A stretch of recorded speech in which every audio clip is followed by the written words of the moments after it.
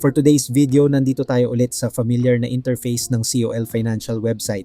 Matagal-tagal din tayong hindi nakapag-login at nakapag-check ng ating portfolio, 'di ba? Kaya samahan niyo ako ngayong tignan kung may pag-asa pa ba tayo. Hello guys, this is Alan and welcome back na naman sa ating channel Gaijin World. So, tignan natin kung kumusta naman ang lagay ng ating investments. Silipin natin yung galaw ng stock market nitong mga nakaraang weeks or buwan. Kasi honestly, busy tayo sa life at matagal din akong hindi nakapagbigay ng update sa inyo. Excited na ba kayo or kinakabahan? Ako medyo kinakabahan pero sige, let's go.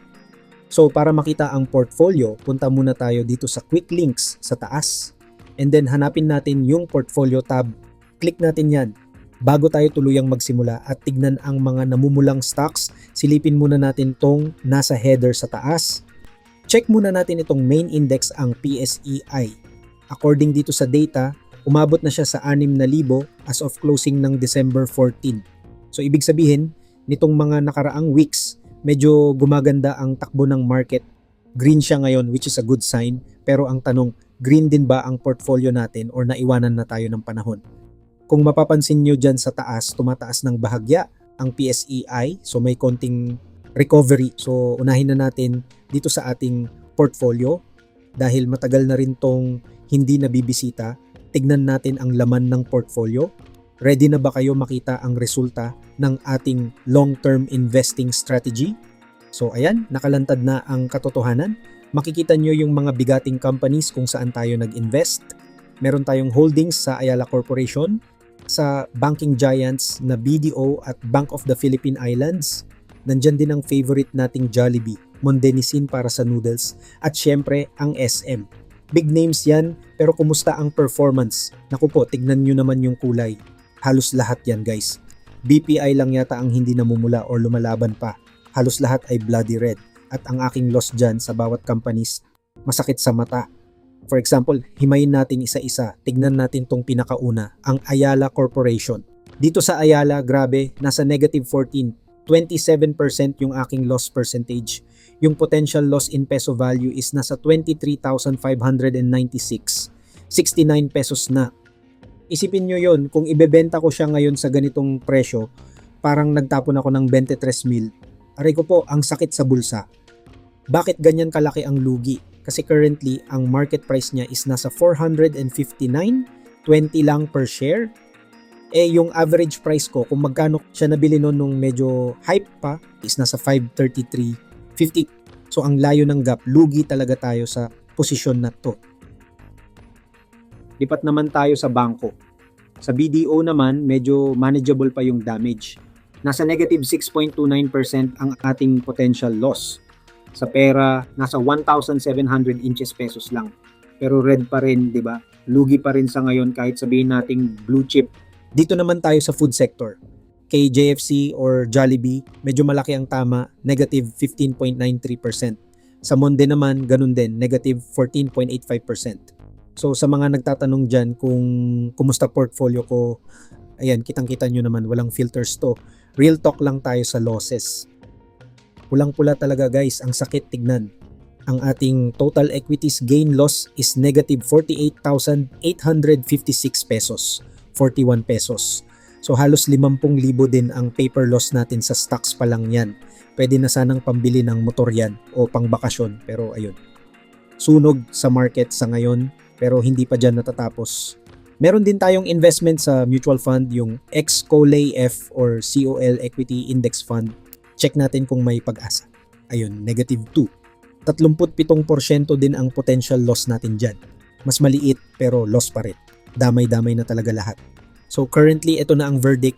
Ang ating total account equity value, yung kabuuang halaga ng account na minamanage natin dito kapag niliquidate natin lahat, is nasa 492,614.93 pesos na lang. Bumaba na tayo sa 500,000 mark. Ibig sabihin, overall, nag-loss tayo ng total na negative 9.43%. Or sa pera, nasa 51,217.30 pesos ang nawala sa value natin as of today. Isipin nyo, more than 50k ang nawala sa paper value. Ganun talaga ang risks ng investing, kailangan matibay ang sikmura mo. Pero para hindi lang tayo hula ng hula at para magkaroon tayo ng mas magandang overview, tignan natin yung historical performance ng account. Punta tayo dito sa link na View Portfolio Summary Reports. Dito malalaman natin kung kailan nag-umpisang bumagsak ang lahat. Okay, click natin to. Ayan, nag-load na. Si COL Financial kasi, very useful feature nila to. Meron silang monthly report. Dito makikita natin ng detalyado yung naging performance ng ating portfolio month on month, hindi lang yung snapshot ngayon. So, ang gagawin natin, download natin yung pinaka latest available na report which is November 2025. Request natin yan. Click request. Wait lang natin mag-load at ma-generate ng system yung PDF file natin. Ayan, generating pa. Mabilis lang to usually.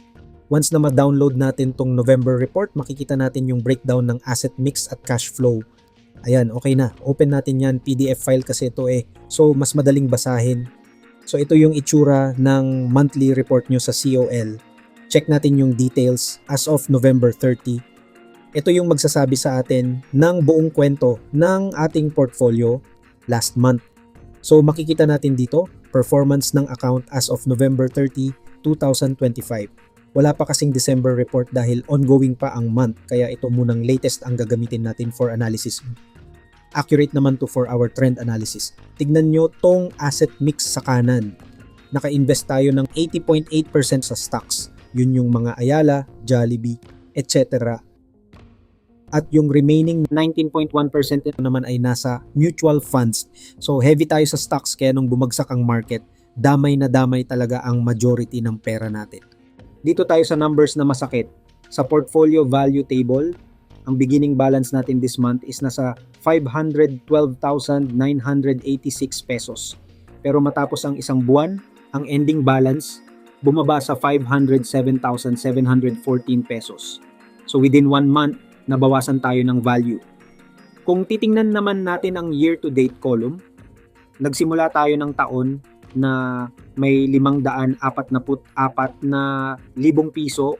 Ngayon, nasa 507,000 piso na lang ang ending balance natin. So, medyo malaki talaga ang binawas ng value ngayong taon. Parang paatras ang naging takbo ng ipon natin na. By the way, para fair ang computation, mapapansin nyo dito. Nag-withdraw pala ako. Ayan maybe may withdrawal ako na 10,000 piso. Pandagdag gastos din yun. So, hindi lahat ng bawas ay dahil sa lugi, sadyang kumuha lang din ako ng cash. Pero kahit may withdrawal tayong 10K, tignan nyo yung investment loss row. Nasa negative 29,000 pa rin tayo year to date. So, talagang market conditions ang humatak sa atin pababa ng malala. Hindi siya dahil lang sa withdrawal, talagang natalo tayo sa trade. Kung titignan ang 1 month loss, negative 1.03%. Sa 3 months view, negative 5.90%. Year to date, nasa negative 4.90% tayo. Bagsak talaga ang investment natin across all time frames. Wala tayong green period recently, puro red ang trend. From January 2025 hanggang November, tignan nyo yung mga bars, halos kalahati ng taon, puro negative bars na nasa baba ng line. May konting positive nung start ng year, pero binawi rin agad. Parang roller coaster na pababa lang ang direksyon. Nung January to March, okay pa may konting akyat. Pero pagdating ng August, September, lalo na nung October, sunod-sunod na yung malalaking pulang bars pababa. Diyan tayo nadali ng husto. Parang bare months ang nagpadugo sa portfolio natin. Ito naman sa baba, yung equity growth graph. Makikita nyo yung trend ng total money natin. Nag-start tayo January, medyo flat, tapos umakyat pa tayo lampas 500,000. Diyan tayo nabuhayan ng loob.